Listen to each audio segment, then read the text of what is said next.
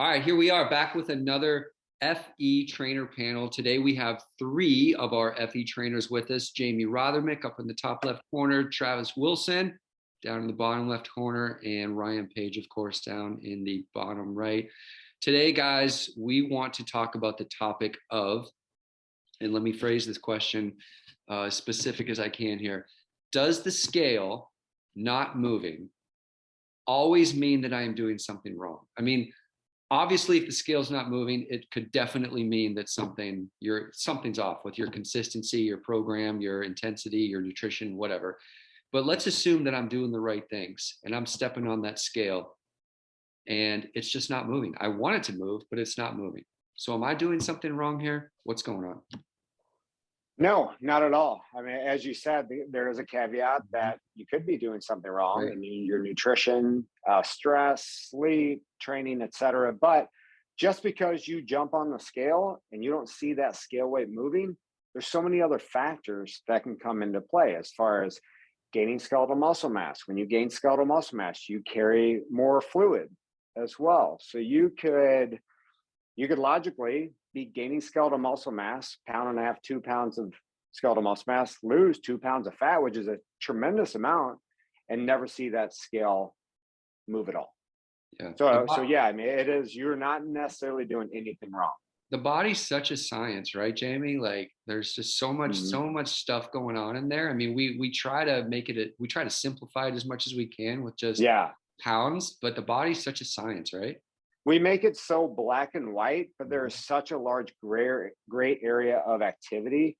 And we think the body should always move in the direction we expect it to, Mhm. but we cannot always predict what it's going to do because, as you said, there's so many factors that are happening from day to day. Yeah. So Ryan, like, am I the if that were my situation where I'm doing everything right, I'm working out X number of weeks. You told me to work out X number of times a week, and I'm doing it. I'm crushing it. I'm eating just like Jamie tells me to eat, and I step on that scale, and my skeletal muscle mass, or I'm sorry, I step on the in body. My skeletal muscle mass went up. That was great. That's a positive. But the scale weight, which I wanted to go down, didn't go down. Does that happen a lot with the clients that you do assessments and reassessments with? Is that kind of a normal thing? Is it normal? No. Does it happen? Absolutely. Does it happen more than some people may like? Possibly. I would say, to put a percentage on it, maybe 35%, maybe 40 at most, will have those results. But then I've got to go back to, and I've got to ask them, why are you so determined on seeing one number go down, have that be the scale weight? If that ultimately is your goal that you want to see go down, this is a perfect reason of why we do this very reassessment that we're currently doing right that second, right? Maybe we need to look at what we're doing outside the gym. Are we burning enough calories? Are we in a caloric deficit? If we are, but we need to be more into that situation, in that scenario, that is a perfect time when we make those adaptations to your current program, or we say, you know what, we're not achieving those results that you personally wanted. You told me that you wanted to get down by 5 pounds, even though we may have increased 2.5 pounds in skeletal muscle mass, decreased 2.5 pounds in body fat. That 5 pounds has not come off. You're still stuck on that 5 pounds. Let's completely wipe out that program, start over, and let's achieve those results that you want to get to. If we do get to those results, and maybe that is at an expense of losing skeletal muscle mass, but we see that number drop to the number that you want to get to, you're not happy with it. That's not the end all be all. We can always go back. We can always add skeletal muscle mass. We can always make those modifications in that program. That is one reason why it's so important that we see our clients every 8 weeks, every 10 weeks. Even for some clients, I've got some clients that I want to see their in-body scores and their in-body results every 4 weeks. That gives them motivation. That also gives me the information. Are we doing what we're supposed to be doing? Am I doing what I'm supposed to be doing? And are you doing what you're supposed to be doing outside of FE?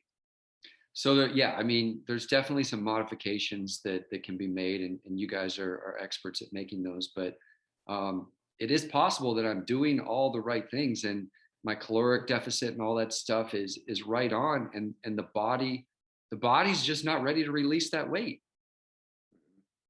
Yeah, Right? I mean, yeah, that's a possibility too. that is true. And with that, sometimes what we have to do is we just have to, I've seen this so much, right? You want those results immediate, right? That's the society that we're in, is we want results now. We want results now. We see the biggest loser. Everything is so scale oriented. We've got to step back, and I always tell people, listen, we didn't get to where we are currently overnight. Okay. We're not going to get to where you want to go overnight either. Give the process time. We've got the correct systems in place, right? Trust the system. And if maybe a few more weeks go by and that scale is still not moving at all, then we need to look internally. Okay, let's make some more modifications and we can go from there. But trust the system. Okay. Hey, Yeah, and I would say beyond that, whatever your goal is, we're always looking at it in terms of weeks, right? But in reality, when you're trying to accomplish, let's say, a scale weight, I mean, I could give somebody a program, whether it's nutrition and training, that is so extreme that, yeah, they can drop 5-10 pounds in the next 2 to 3 weeks. But where does that put them 12 months from now? Is that putting them into a worse position? Because when their bodies start gaining that weight back, because what they're doing is unsustainable, when they start gaining that weight back, I guarantee they're probably not gaining muscle. They're gaining more body fat. So when people have this goal of weight loss, because we can't always predict in the short term, but we can project a trend in the long term, give it 9 months, give it 12 months. Like, what's the hurry? Like, we're always looking at, oh, I got to do this in 2 months or 4 weeks or 6 weeks. Why? I mean, are you just trying to get to that goal and then we're done? Or are we trying to facilitate a sustainability and a lifestyle that, hey, I've dropped 20 pounds over the last 18 months and I feel my skeletal muscle mass is still high, my energy is great? Or did I achieve that in 2 months and I feel depleted, I've lost skeletal muscle mass, and I actually hate doing what I'm doing? So we look at the reassessments in periods of 8 to 10 weeks, as Ryan said, but that doesn't mean you're reaching that goal at the end of the 8 to 10 weeks. That's just a process that we need to follow for the long term. So let's say in 12 months, 16 months, 18 months, we're getting to that, we'll say scale weight, but again, it's much, much more than that.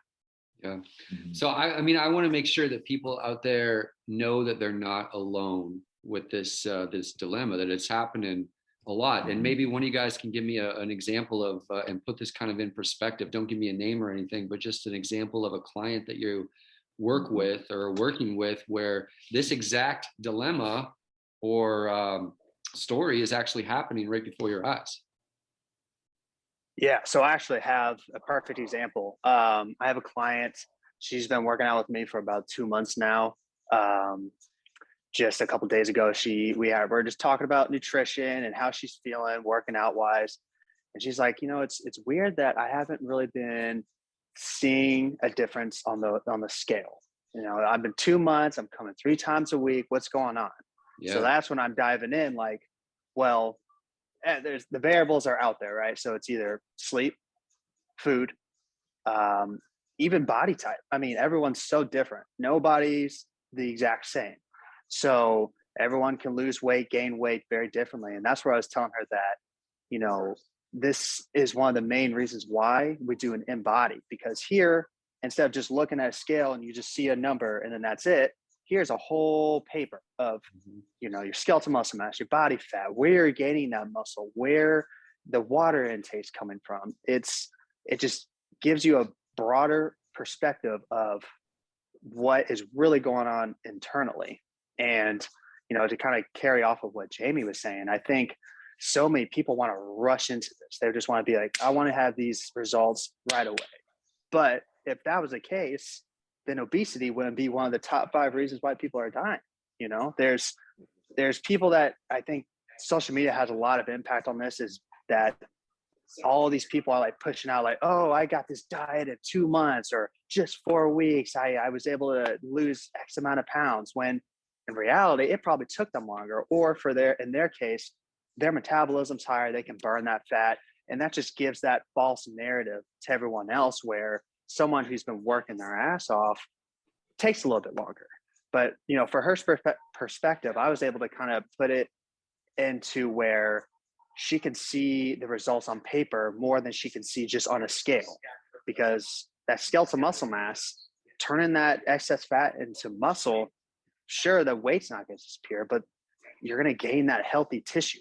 And like we always preach, once you reach about 50, 60 years old, it's harder to gain that skeletal muscle mass. So gaining it now, gaining that results, just because you're not seeing your weight drop doesn't mean that you're not getting healthier. And I also like to push on my clients too, is that if you're not seeing the weight change, how do you feel in yourself? Do you feel more energized? Do you feel like you're getting a good workout? Do you feel like when you pick something up, pick up a child, pick up a bookcase, pick up X whatever, do you feel stronger? And I think that's what really should be the main goal for people, is that And is she you seeing those feel things, Travis? Yeah, she actually was she's doing projects into her back porch and her front porch, and she was saying that she had to move around a bunch of wood, and that she had to like stand up for X amount of hours. And she said when she was doing this, I think this was during the summer before we even started working out, she would have to take breaks. She was saying just even standing and reaching just hurt her back. And now she was saying I can go for 3-4 hours until I actually get tired. She had to move a bunch of books that her grandmother gave her. She was able to just pick those up because we're doing movements for life. So she's seeing those results in her life, but just not on the scale. And that's why, the scale, it's not bad to have, but it shouldn't be your end all be all. Like, yeah, if I'm not seeing results on this, and that means nothing's working. Yep. All right. So we talk a lot about this InBody, and you guys use it religiously with clients in assessments and reassessments. And we've talked a lot about skeletal muscle mass and how that's one real key factor that you guys look at in the InBody to kind of tell the whole, a bigger part of the whole picture of what's going on in the body.